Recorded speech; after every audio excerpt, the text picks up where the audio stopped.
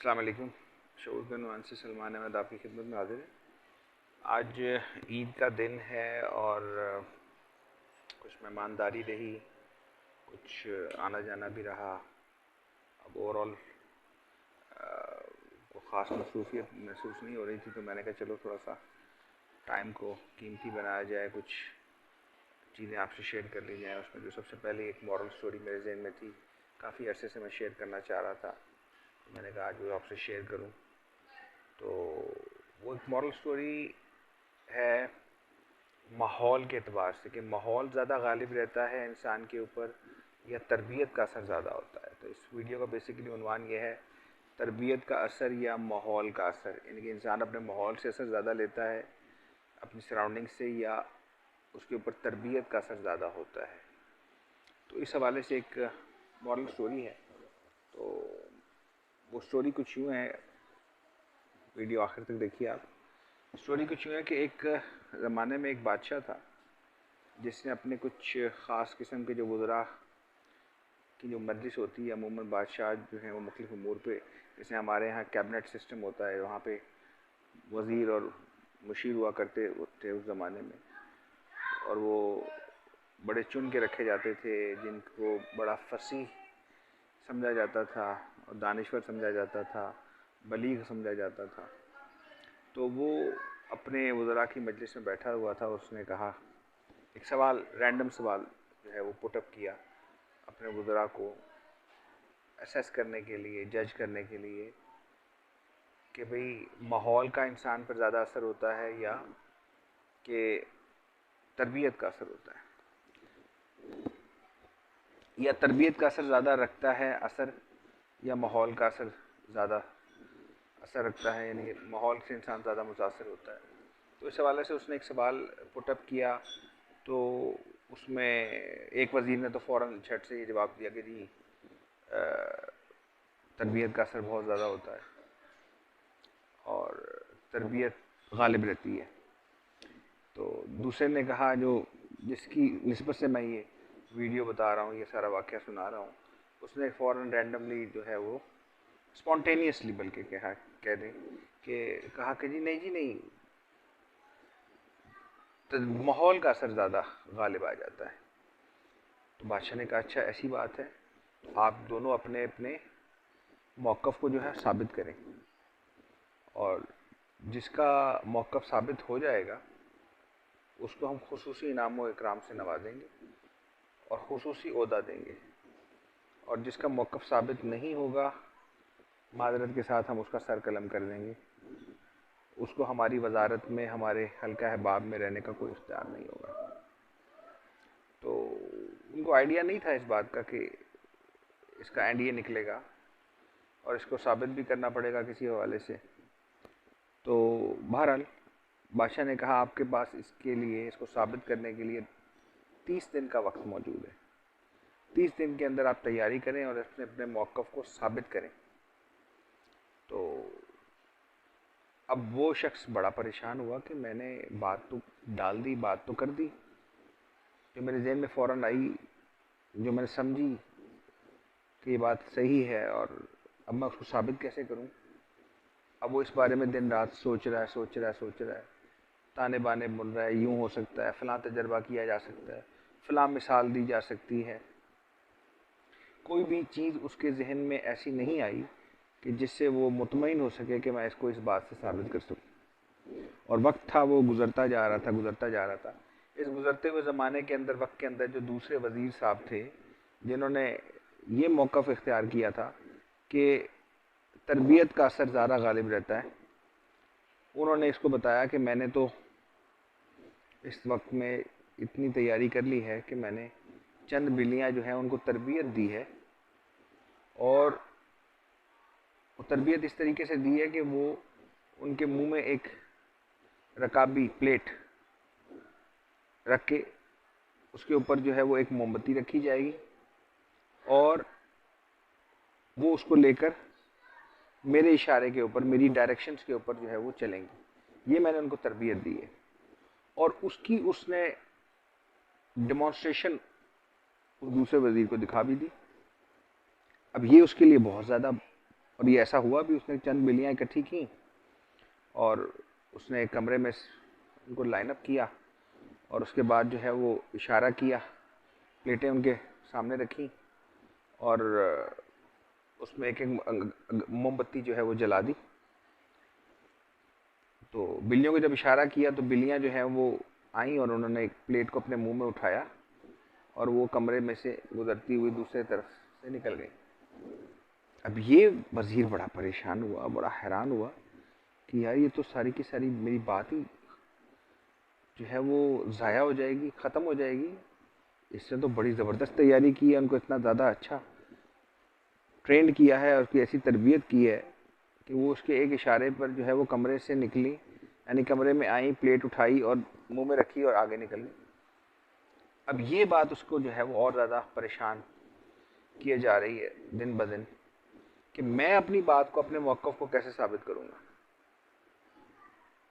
अब इसके लिए उसने कहा कि यार मेरी समझ में तो ये बात आ नहीं रही, चलो किसी दाना से, किसी दानिश्वर से, किसी बुजुर्ग आदमी से, किसी दानिश्वर से पूछते हैं, किसी से मशवरा लेते हैं कि भाई मैंने ये मौक़िफ़ इख्तियार किया और ये मौक़िफ़ जो है कितना वैलिड है और अगर ये वैलिड है तो इसको कैसे साबित किया जा सकता है।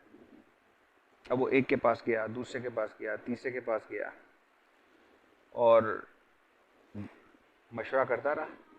उसको वो खातिर खा फ़ायदा नहीं हुआ, कोई जिसे कहते हैं ना उसकी तशवी उसकी वो नहीं, तशनी नहीं हुई, यानी कि उसको कोई ऐसा जवाब नहीं मिला कि जिससे वो समझता कि हाँ जी मैं इसको अपने मौक़िफ़ को जो है वो साबित कर सकूँगा। बहरहाल वक्त गुजरता गया और वो 30 दिन की मोहलत भी ख़त्म होने वाली थी। तो उसने ये बेहतर समझा कि यार मैं, इससे बेहतर है कि बजाय कि मारा जाऊँ, अपने मौक़िफ़ को प्रूव ना कर सकूँ, साबित ना कर सकूँ, तो मैं इस इलाके को छोड़ देता हूँ। अब वो इस नीयत से जो है उसने सफ़र बांधा।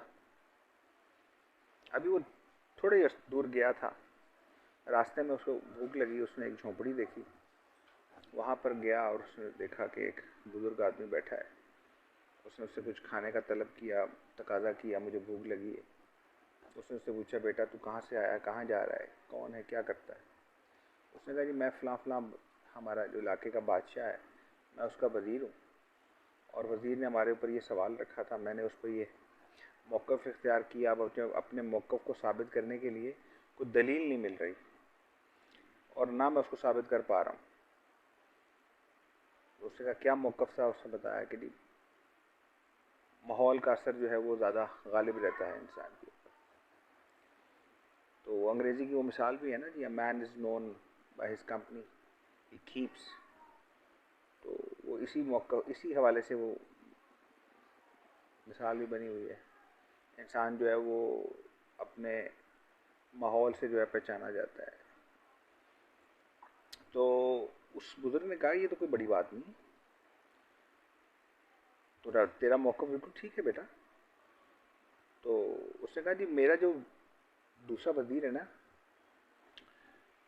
साथी वज़ीर, उसने अपने मौक़िफ़ को साबित करने के लिए बिल्लियों की तरबियत कर दी है और उसने मुझे लाइव डेमोन्स्ट्रेशन यानी कि उसका अमली नमूना भी दिखा दिया है और वो इस तरीके से उसने करके दिखाया है। और मैं बड़ा परेशान हूँ कि अगर उसने बादशाह के सामने ये पेश कर दिया और मेरे पास उसकी कोई दलील ना है तो मैं तो इसलिए मैं निकल रहा हूँ, इसलिए मैं इस इलाके को छोड़ के जा रहा हूँ। उसने कहा कोई फिक्र की बात नहीं, तू वापस जा। और उसने उससे दिन पूछा, उसने कहा वापस जा और मेरा इंतज़ार कर, मैं उस दिन मैं खुद वहाँ आऊँगा, मैं उस दिन वहाँ खुद आऊँगा जिस दिन तूने अपना मौक़िफ़ साबित करना हो। भारत वो उसकी बड़ी तसल्ली वगैरह देने के बाद मुतमईन होकर जो है वापस चला गया और वो दिन भी आ गया जिस दिन जो है वो अपने मौक़िफ़ को साबित करना था। बादशाह का दरबार भी लगा और सारे बड़े मुतजस्सिस थे कि क्या होने जा रहा है, क्या होता है, कौन अपने मौक़िफ़ को साबित करता है। तो अब ये महफ़िल सारी लगी हुई है, बादशाह का दरबार लगा हुआ और ये बड़ा मुतहय्यर है, परेशान है कि वो बुज़ुर्ग आदमी आएगा, आएगा नहीं आएगा, आएगा तो क्या होगा, वो कैसे साबित करेगा, वो कैसे मेरी हेल्प आउट करेगा। मेरे पास तो कोई दलील नहीं है, मेरे पास तो कोई ऐसा सामान नहीं। कि मैं अपने मौक़िफ़ को साबित कर दूँ। बहरहाल उसने देखा कि थोड़ी देर में वो बाबा जो है, वो बुज़ुर्ग जो है, वो दरबार में दाखिल हुआ और वो भी आकर जो है वो जो दूसरे लोग बैठे हुए थे उनके साथ बैठ गए। अब उसको कुछ थोड़ी सी ढारस हुई, हौसला बना कि चलो यार आया तो सही, इसने अपनी बात को साबित किया कि मैं आऊँगा। अब ये क्या होने जा रहा है ये इसको भी नहीं पता। तो बादशाह ने कहा कि जी अपने अपने वज़रा जो हैं अपना मौक़िफ़ साबित करें। तो अब इसके पास तो अभी रेडीली कोई अवेलेबल आंसर नहीं था। इसने कहा जी ठीक है, हमारे जो साथी हैं हमारा अपना वो जो तैयारी करके आए हैं अपना मौक़िफ़ साबित करें। अब जो जिसने बिल्लियों की तरबियत की थी उस वज़ीर ने जो है वो बिल्लियों को लाइन अप किया, उनके आगे प्लेटें रखी, प्लेटों में जलती हुई मोमबत्तियाँ रखीं और इशारा किया। बिल्लियों ने वो प्लेटें अपने मुंह से उठाईं और आहिस्ता आहिस्ता खुरामा खुरामा उस दरबार के एक तरफ से चलना शुरू किया और दूसरी तरफ ट्रैवल करना शुरू किया। अभी वो आधे रास्ते में पहुंची थी उस दरबार के, उन्होंने अपनी जर्नी जो है वो आधी तय की थी उस जगह की। तो बाबा जी उठे जो दूसरे वज़ीर के मौक़िफ़ को साबित करने के लिए आए थे और उन्होंने एक थैला आगे रखा और उसको उलट दिया और उसमें से ढेर सारे चूहे बाहर निकल आए। अब वो जब चूहे बाहर निकले तो बिल्लियों ने देखा चूहे, तो बिल्लियों ने छोड़ी प्लेटें और दे चूहों के ऊपर कर दिया हमला। एक इसके ऊपर भागे, एक उसके ऊपर भागे और पूरे दरबार के अंदर हबड़ दबड़ मच गई और सारा मजमा जो है वो मैसी हो गया और बिल्लियाँ इधर भाग रही हैं, इधर भाग रही हैं, चूहे इधर भाग रहे हैं, इधर भाग रहे हैं और वो उनको पकड़ रही हैं। और उसने कहा कि जी देख लें कि बिल्लियों की तरबियत जो है वो गालिब नहीं आ सकी, उसका असर ज़ाइल हो गया माहौल के असर की वजह से। कि जैसे ही उन्होंने जो है वो चूहे देखे और माहौल बदला और उस माहौल का असर ऐसा गालिब आया कि वो अपनी तरबियत को भूल गए और उसका वो मौक़िफ़ साबित हो गया। अब उस वज़ीर की जो है वो जान में जान आई और बादशाह ने जो है वो उसको इत्मीनान दिया और उसको उर्दू से नवाजा और जो भी कुछ बारली मॉरल स्टोरी थी एक सारी की सारी। स्टोरी का जो बॉटम लाइन जो है ना इसकी सारी की सारी इसमें यही है जो समझने की बात है कि माहौल, वो जैसे मैंने पहले अर्ज़ किया ना, अ man is known by his company he keeps. माहौल का बड़ा असर होता है। आपके घर का माहौल, आपके बच्चों के स्कूल का माहौल, आपके दोस्त अहबाब का माहौल, इन सारे के सारे माहौलों का असर आपकी शख्सियत पर, आपकी ज़ात पर, आपके बच्चों पर, आपके घर वालों पर बराह रास्त भी असरअंदाज हो रहा होता है और गैर दानिस्ता तौर पर भी हो रहा होता है। आप ये समझें कि इसका असर नहीं पड़ रहा होता, ऐसा नहीं है। कुछ चीज़ों का शऊरी असर होता है, कुछ चीज़ों का लाशऊरी असर होता है। तो खुदारा इस बात को समझें, इस पर गौर करें और अपने घरों के माहौल को ऐसा माहौल बनाएं जो माहौल आपके लिए दीन पर चलने की मुवाफ़क़त पैदा करे, जो आपके बच्चों को आला तरबियत याफ्ता बनाए, ठीक है, ताकि उनका भी दीन पर चलना आसान हो। अपने काम की जगहों पे ऐसा माहौल बनाएं, अपने दफ्तरों में ऐसा माहौल बनाएं, अपने रिश्तेदारों और जहाँ पे भी आपका उठना बैठना है वहाँ पे एक ऐसा माहौल बनाएं जहाँ पे आपका दीन पर चलना आसान हो। ना कि ऐसा माहौल हो जिस माहौल में आप जाएंगे कि आपका खुद का दीन पर, जितने मर्जी आप दीनदार हों, आपका दीन पर चलना मुश्किल हो जाएगा, आपका दीन पर कायम रहना मुश्किल हो जाएगा। आप रेजिस्ट करते करते करते करते करते करते हार जाएंगे, थक जाएंगे। तो हमें अपनी ज़ात से निकलकर अपने इर्द गिर्द के माहौल को भी बनाना है। ये नहीं है कि मैंने अपने आप को जो है वो सही करना है और अपनी लाइंस को ठीक करना है, अपने इर्द गिर्द के माहौल को भी साथ साथ बनाना है। अगर माहौल नहीं बनाया तो हमारा सर्वाइव करना मुश्किल हो जाएगा। अपनी सर्वाइवल के लिए हमें अपने इर्द गिर्द का माहौल बनाना है, अपने घर का माहौल मुआफ़क़त वाला बनाना है, अपने काम की जगह का माहौल मुआफ़क़त वाला बनाना है, अपने मोहल्ले का, ठीक है, यानी कि अपनी ज़ात से बाहर आना है। जब हम अपनी ज़ात से बाहर आएंगे, माहौल की तब्दीली के लिए काम करेंगे, तो फिर इस माहौल के अंदर जो है हमारा भी चलना आसान होगा, और ओवरऑल जो भी इस माहौल के अंदर आएगा वो भी मुतासर हो जाएगा। जैसे रमज़ान के अंदर अभी देखा आपने, माहौल माहौल की वजह से कैसे मस्जिदें भर जाती हैं, नमाज़ पढ़ना आसान हो जाती है, जिक्र अज़कार करना, तिलावत करना समहाउ आसान हो जाता है।